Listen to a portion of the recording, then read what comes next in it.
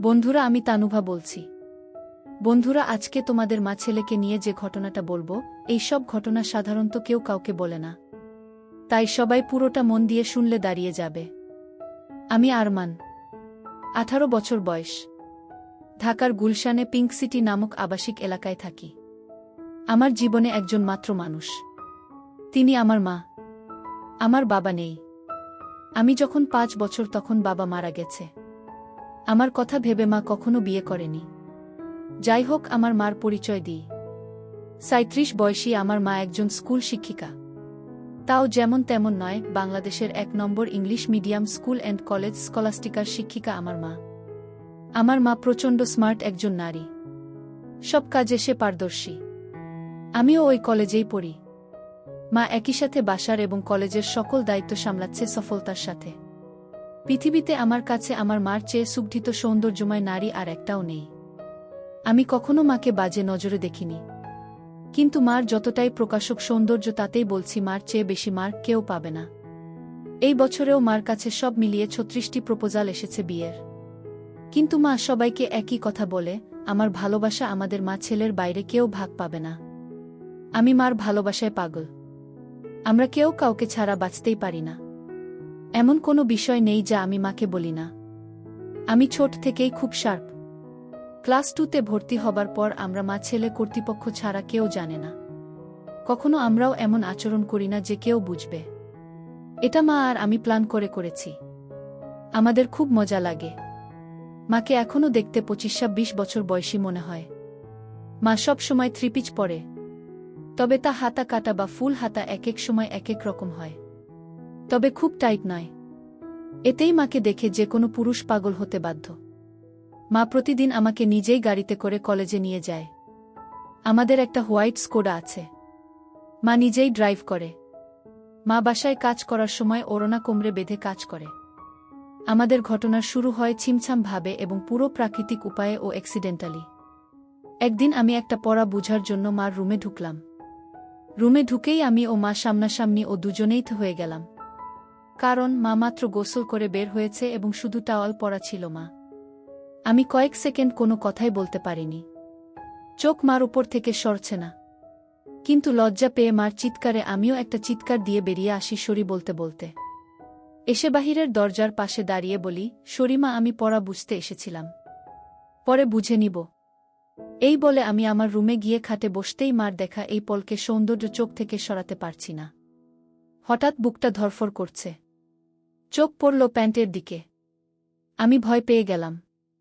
দেখি প্যান্ট ফুলে ঢোল হয়ে আছে।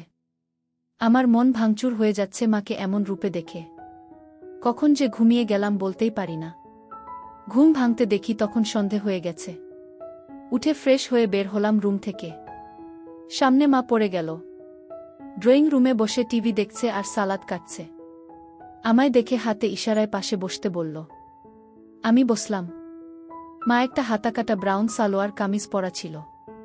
সুন্দর লাগছে। কিন্তু মার চেহারা দেখে মনটা ভেঙে গেল।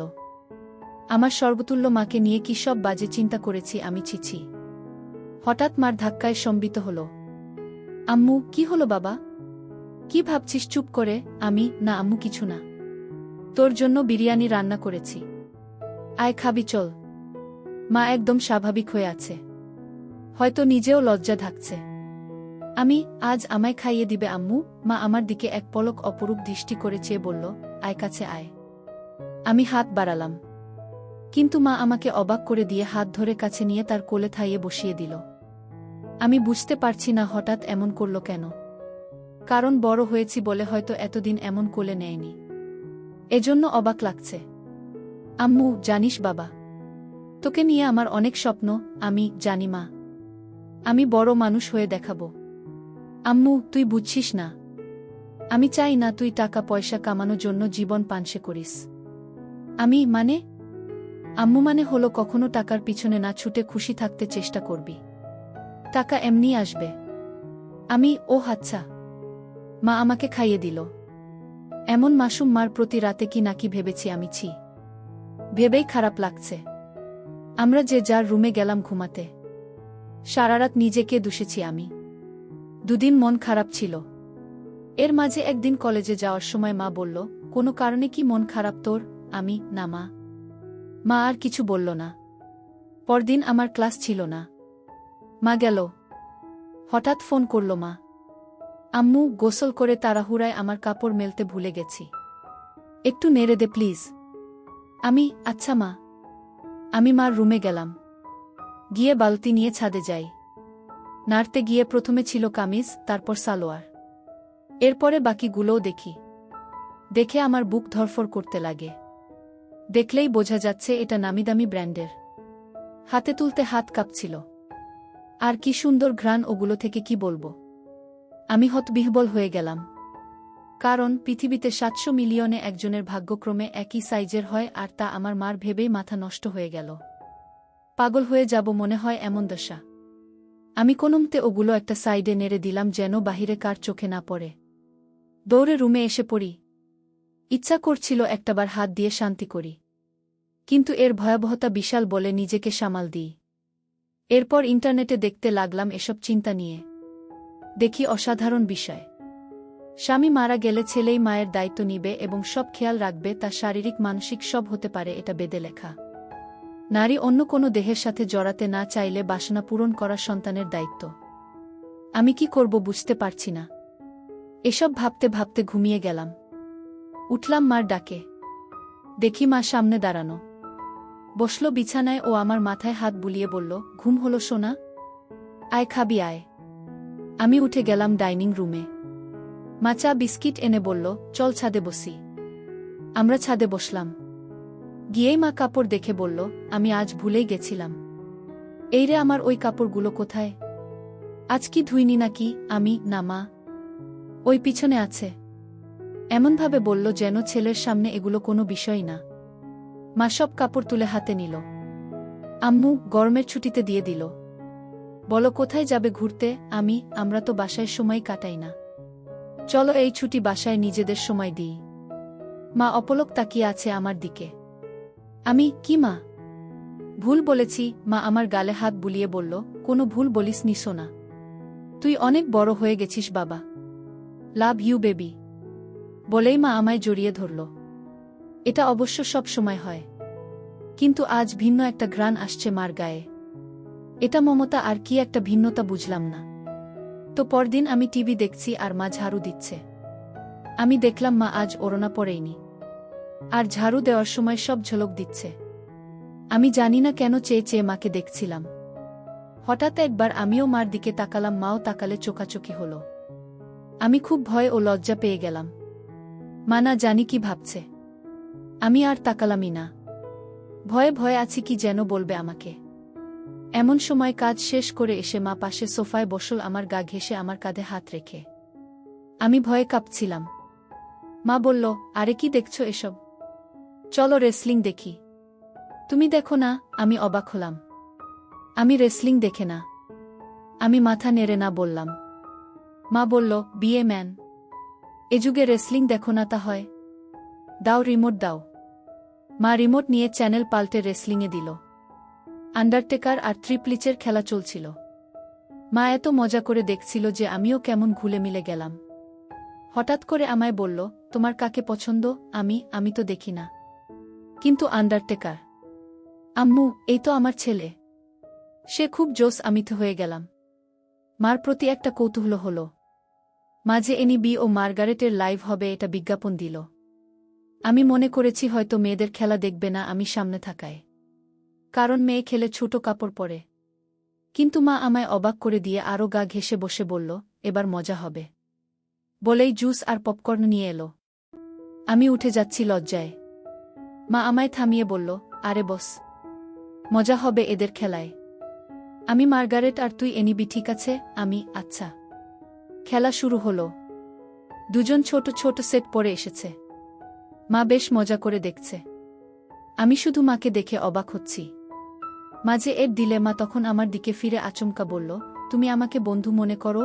আমি হঠাৎ একথা শুনে অবাকই হলাম। আম্মু, অবাক হবার কিছু হয়নি। উত্তর দাও সোনা। আমি, আমার আর কে আছে তুমি ছাড়া? তুমিই তো আমার সব কিছু। আম্মু, তাহলে একসাথে মায়ের সাথে ফ্রি হতে সমস্যা হচ্ছে কেন গাধা? এটা জাস্ট খেলা। আসলে ওরা ছোট কাপড় পরা, তাই মা ছেলে একসাথে এসব দেখা, এজন্য লজ্জা লাগছে। মা হাসতে হাসতে শেষ। আম্মু, আরে বোকা ছেলে, আমি না তোর মা? লজ্জা কিসের আমার সাথে? এগুলো অনেক আগের মূর্খ সমাজে চলত, এখন না। শোনো, আমরা মা ছেলে ছাড়া আর কেউ নেই আমাদের জীবনে। আমরা চিল করব না তো কে করবে বলো? আম্মু, আমরা একসাথে এগুলো দেখলে কিছু হয় না। আর এগুলো পড়ার জন্য এমন লজ্জা কেন? তুই পড়িস না নাকি? আম্মু, আমিও তো পড়ি, তাতে কি হয়েছে? এসব উল্টপাল্ট কথা বলবি না। পোশাক কখনো মানুষের স্বভাব থাকে না। মনে বিষ নিয়ে যদি বুরখা পরে ঘোরা হয় তাহলে বুরখা পরার কোনো মানে নেই, এটা মাথায় রাখবি। আমি মাথা নাড়লাম। এরপর খেলা শুরু হলে দেখা শুরু হলো আমাদের। হঠাৎ মা বলল, চল বাজি হবে, আয় দেখি কে জিতে। আজ মার্গারেট জিতবে। আমিও আর লজ্জা না পেয়ে মাকে সঙ্গ দিলাম। আমরা রক্তহীন করা খেলায় শেষে আমিই জিতে গেলাম। পুরো 5,000 টাকা জিতলাম আমি। কিন্তু মা একটুও মন ভারী করল না। বাহ, বেশ টাকা আয় হলো, মাঝে মাঝে এমন হলে বড়লোক হয়ে যাব। আম্মু, তা তো হবেই। তবে জিতলি, কি খাওয়াবি বল? তুমি কি খাবে? আম্মু, তোকে খাবো। আম্মু, আরে বোকা, এমনি বললাম। আচ্ছা, আমি ঘেমে গেছি, যাই গোসল করে আসি। মা গোসল করতে গেল। আমি টিভি দেখছি। হঠাৎ শব্দ মার গলার। আমি দৌড়ে যাই মার রুমে। গিয়ে আবার্থ হয়ে গেলাম। আজ সে দিনের মতো নয়, কিন্তু আজ মাকে সম্পূর্ণ ভিন্নতর দেখলাম। আমি হা করে তাকিয়ে আছি। আম্মু, কিরে, কি দেখিস? অবাক হয়েছিস না? আমি মাথা নেড়ে হা বলি। কিন্তু এত টাইট যে? আম্মু, ও তুই টাইটের কথা বলছিস? আমি বলছি, এটা আমার অনেক আগের জামা। এই জামার বয়স তোর চেয়ে 2 বছর বেশি। কি বলছো এগুলো? ওয়াও আম্মু, হ্যাঁ ওয়াও। সুন্দর না? নাকি খারাপ লাগছে?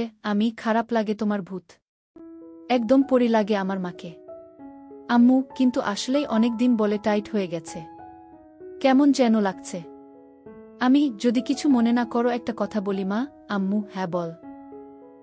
তোমাকে টাইট ড্রেসেই ভালো লাগে, কেন যে সবসময় আলখাল্লা পরে থাকো বুঝি না। মডার্ন যুগের এত ভাষণ আমাকে দাও আর নিজে সেকেলে। মনেই হয় না ইংলিশ মিডিয়ামের টিচার তুমি। আম্মু, হাহা, আমার বদমাইশ ছেলে, আয় বুকে আয়। ইদানিং তুমি চেঞ্জ হয়ে যাচ্ছ যে, খুব আদর সোহাগ করছো যে। মা আমায় ছেড়ে দিয়ে মুখটা মলিন করে বাথরুমে চলে গেল। আমিতে ভয় পেয়ে গেলাম। কি বলতে কি বলে দিলাম। একটু পরে মা আবার আলখাল্লা পরে হাতে ওই জামাটা এনে আলমারিতে রেখে ধপাস করে বন্ধ করে নিচে কিচেনে চলে গেল। আমি কি বলবো বুঝতে পারছি না। আমিও পিছনে গেলাম। বললাম, মা রাগ করেছ? সরি মা, আর এমন বলবো না। মা কথাই বলছে না। আমি পিছনে ঘুরছি, কিন্তু মা পাত্তাই দিচ্ছে না, শুধু চোখে পানি ভরে কাজ করছে। কিচেনের জিনিসে রাগ ঝাড়ছে। টেবিলে খাবার দিয়ে মা উপরে যাচ্ছে। তখনই আমি মার পায়ে পড়লাম ও বললাম, আর কখনো এমন বলবো না মা, ক্ষমা করে দাও। কেঁদো না মা, তুমি ছাড়া আমার আর কে আছে বলো? মা কেঁদে দিয়ে আমায় জড়িয়ে ধরে বলল, আমিও তো তাই বলছি, তুই ছাড়া আমার আর কে আছে? তোকে আদর সোহাগ করব না গো কাকে করব? তুই তো আমার সবরে পাগল। সরি, আর হবে না মা। আম্মু, আমি সবসময় তোকে ভালোবাসি বোকা, আর এমন বলিস না। আমাকে প্লিজ একা করে দিস না তোর বাবার মতো। না মা, আমি তোমার সব কথা শুনবো ও মেনে চলব। আমারও সব কথা মানতে হবে তাহলে? মা মুচকি হেসে চোখ মুছে বলল, তাহলে ওই ড্রেস পরে এসো আর আমাকে খাইয়ে দাও। মার মুখে উজ্জ্বল হাসি। মা রুমে গিয়ে মিনিটে চলে এলো ওই ড্রেস পরে। আমি বললাম, তোমায় একদম ক্লাস 10-এর মেয়ে মনে হয় মা, যে কোনো কাপড়েই বোঝাই যায় না তোমার বয়স 37। মা মুচকি হেসে আমায় নিয়ে বসে খাওয়াতল।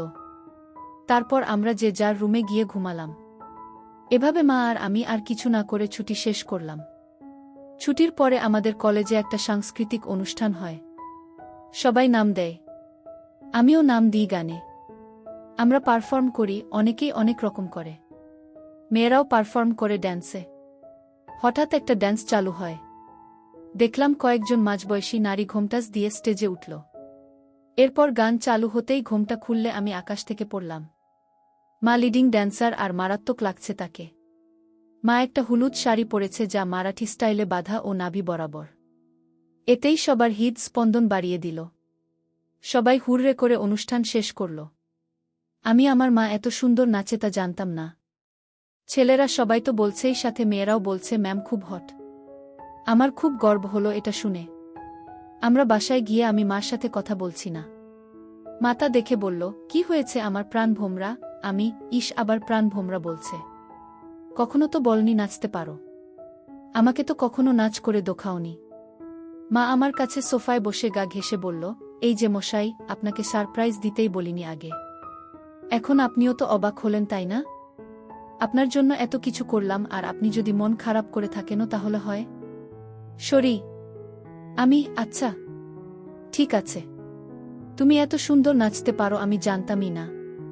আর কি ড্রেস পরেছ তুমি ওখানে, আমি অবাক। কখনো তো এমন খোলামেলা পোশাকে দেখিনি। আম্মু, খোলামেলা কই? এত মারাঠি স্টাইল। আর খোলামেলা কি বলছো? আমাকে কি খুব খারাপ লাগছিল? আমি, নাউজুবিল্লাহ। তোমাকে আর খারাপ লাগবে তা অসম্ভব। পৃথিবীর সবচেয়ে সুন্দর নারী আমার মা, আর তাকে খারাপ লাগবে? তোমায় মারাত্মক লেগেছে মা। মা আমার গাল ধরে বলল, হুম, থ্যাংক ইউ। আম্মু, মা একটা কথা বলি? আম্মু, হ্যাঁ বল। আমাকেও একদিন নেচে দেখাবে প্লিজ? আম্মু, তুই আমার নাচ দেখবি? ভালো লেগেছে, আমি ভাবতেও পারিনি এত সুন্দর নাচ তুমি। আজ সবাই তোমার প্রশংসা করছিল। প্লিজ মা, দেখাবে বলো না? আম্মু, অবশ্যই দেখাবো সোনা। আমার পৃথিবী তুই। আর তোকে খুশি করতে সব করতে পারবো। বল কি ড্যান্স দেখবি? আমি, যেই কস্টিউম আছে তার বিচারেই যা ইচ্ছা তোমার। আম্মু, আচ্ছা তুই বস, আমি আসছি। বলে মা পালালো রুমে। একটু পরে এসে আমায় পুরো চমকে দিল। মা একটা শাড়ি পরেছে, যা ট্রান্সপারেন্ট মেরুন রঙের, ফলে সব উদীয়মান। দেখে আমি সোফা থেকে দাঁড়িয়ে যাই। মা আমায় এমন উঠতে দেখে বলল, এখন আমি তোর টিচার নই বোকা। দাঁড়াচ্ছিস কেন? আমি যেন কেন বলে দিলাম, তোমায় আজকে সত্যি অসাধারণ হট লাগছে মা। বলার পর খেয়াল হলো আমি কি বললাম। জিভ কেটে বললাম, ওফ সরি মা, আমার ভুল হয়ে গেছে, আর বলবো না এমন পচা কথা। মা আর চোখে একটা চাহনি দিয়ে বলল, আমি কি হই তোর বলতো? আমি, আমার মা। আম্মু, তাহলে এমন কেন করছিস? মা নাকি তার সন্তানের কাছে সবচেয়ে সুন্দর হয়। তুইও তো বললি। তো প্রশংসা করতে এত দ্বিধা কিসের? আমি, ওইয়ে ভাষাটা বিব্রত তাই। আম্মু, চুপ করত। কোনো বিব্রত নয়। এদেশীয় ভীত সংস্কৃতি তোর ভিতরে কিভাবে এলো বুঝলাম না। হট কোনো বাজে শব্দ নয়। যাকে যা লাগে তাই বলা উচিত, বুঝেছিস? চাইলে আরও গভীর কিছু বলতে পারিস। আমি ভ্যাবলা হয়ে বললাম, হ্যাঁ, কিন্তু মাকে এসব চজাতীয় কথা বলা কি ঠিক? মা আমায় হাত ধরে সোফায় বসে বলল, আম্মু, দেখছো না, আমি তোর মা। আমায় তুই যা খুশি বলতে পারিস। ভালো লাগলেও বলবি, খারাপ লাগলেও বলবি। তাতে কোনো সমস্যা নেই। এখন তুই যদি আসলে আমায় মা বলে আপন নাই বা ভাবিস, তাহলে আর আমার কি করার? স্বামীকে হারিয়ে একমাত্র সন্তানের সঙ্গ কপালে না জুটলে তো আর কিছু করার নেই। আমি বুঝলাম মা মনে মনে কষ্ট পাচ্ছে, আর প্রশংসা করায় মা আমায় বাধা দেয়নি। পশ্চিমা দেশের মতো মা আমায় স্বাধীনতা দিচ্ছে, ভালো তো এমনিতেই বাসে মা। তাই মার মন ভালো করতে বললাম, okay my dear loving mother, let's show me your best move. মা হেসে দিয়ে আমায় ধন্যবাদান্তে কপালে হামি দিয়ে বলল, লাভ ইউ মাই ডিয়ার। তোর জন্যই বেঁচে আছি আমি। আমায় তুই বুঝিস বলেই আমি পরিণত মা। বল কোনো গানে নাচব? আমি, কাটা লাগা সং। মা চোখ বড় করে বলল, নুটি বয়। আমি হেরে যাওয়ার মতো মাথা নিচু করলাম। মা আমার থুতনি ধরে তুলে চোখে লাস্যময়ী হাসি এনে বলল, আমার ছেলে বলবে আর আমি মা হয়ে তা করব না, এটা হতে পারে? বলেই মা কাটা লাগা সং বাজিয়ে পৃথিবীর সকল সৌন্দর্য নিজের উপর এনে নাচতে লাগল। সে কি মুভ ও স্টাইলে নাচল, কি বলবো। মনে হচ্ছিল যেন আমার গার্লফ্রেন্ড হলেও এমন ভঙ্গিতে নাচত না। পুরোপুরি বোল্ড লাগছে মাকে। আমি দাঁড়িয়ে হাততালি দিলাম ও মাকে গিয়ে সালাম করলাম। মা অবাক হয়ে গিয়ে বলল, কি ব্যাপার? সালাম কেন?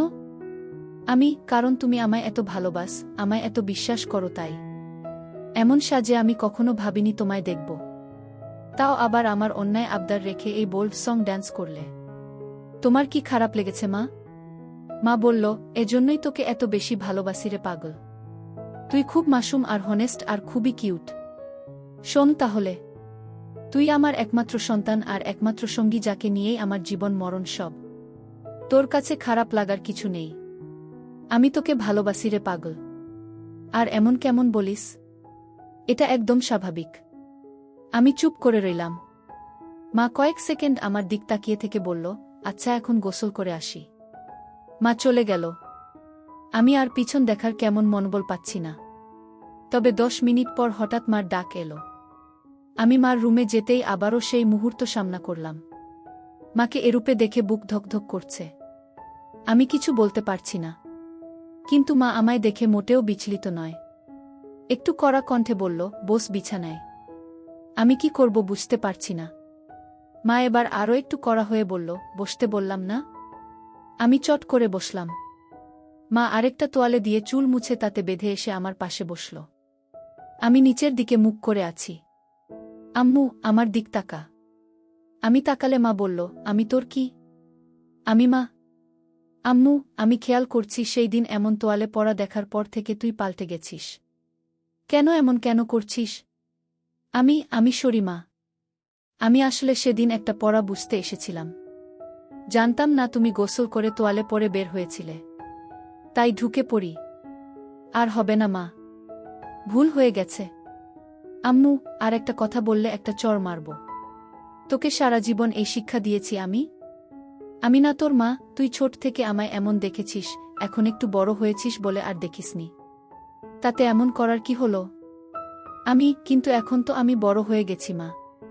আম্মু আবার কথা বলে, সন্তান আজীবন মার কাছে ছোটই থাকে। আর তোয়ালে পরে দেখায় কি দুনিয়া উল্টে গেছে? আমায় কি তোয়ালেতে দেখতে এতটাই বিশ্রী?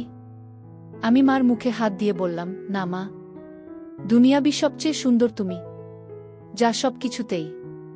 আম্মু, তাহলে এত কাহিনী কেন? আমি ভেবেছি তুমি আমায় কি নাকি ভাববে, তাই ভয়ে ছিলাম। আম্মু শোনো, আমাদের আমরা ছাড়া আর কে আছে যে নিজেদের স্পেসটুকুও নষ্ট করব? তোয়ালে পরে দেখলে কিছুই হয় না পাগল। আয় বুকে আয়। এরপর মা বলল, তোর খিদে লাগেনি? যা ড্রয়িং রুমে বস। আমি আসছি। আমি অপেক্ষা করছি। মা এলো কিচেনে। রান্না করছে আর গুনগুন করে গান গাইছে। আমি পিছন থেকে জড়িয়ে ধরলাম মাকে।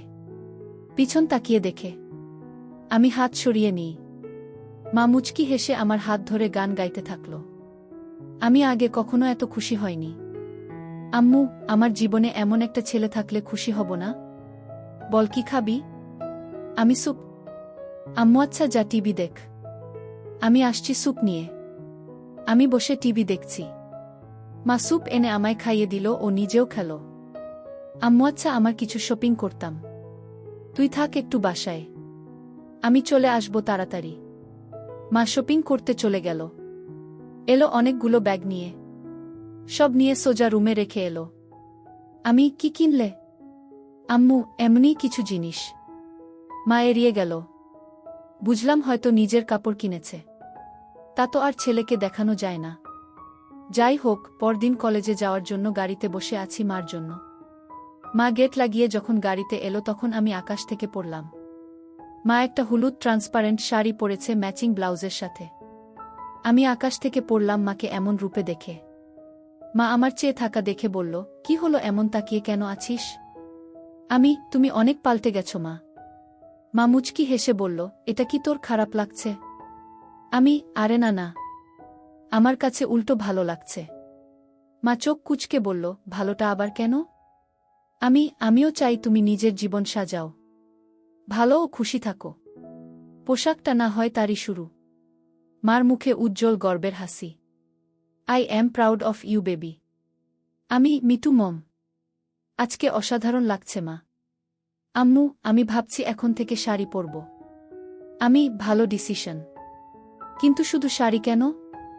আম্মু এমনি। না হলে আর কি পরা যায় বলতো? আমাকে জিজ্ঞেস করছো? মা কাকের মতো আশেপাশে তাকিয়ে বলল, আর কাউকে দেখছিস গাড়িতে? আমিনা মানে একজন মা তার ছেলের সন্তানের কাছে পোশাকের সিদ্ধান্ত চায়, তাই বললাম। বাংলাদেশে এটা স্বাভাবিক নয়। আম্মু, আমার কাছে সবকিছু তুই। তাই আমার কমেন্ট তুই করবি। বল কেমন পড়ব? আমি সত্যি ফ্র্যাঙ্কলি বলবো। আম্মু, এবার চর খাবি? আমি সরি। আম্মু, বল। আমি a bit of western you know. মা আমার দিকে তাকিয়ে রইল কয়েক সেকেন্ড। মার এই রহস্যঘন তাকানো বুঝি না। আম্মু, ওয়েস্টার্ন? হুম। বলেই মা গাড়ি চালাতে লাগল। কিছুদূর যাবার পর একটা ঝোপের কাছে গাড়ি দাঁড় করালো। আমি বুঝতে পারছিলাম মা কেন গাড়ি দাঁড় করিয়েছে। মা গরম গরম নিঃশ্বাস ফেলছিল আর হাতটা আমার নিচের দিকে বাড়িয়ে দিতে লাগল। আমি বুঝতে পারছিলাম মা আর নিজেকে আটকে রাখতে পারছে না। নিজের ছেলের সাথে সেই নিষিদ্ধ কাজটা করতে চাচ্ছিল।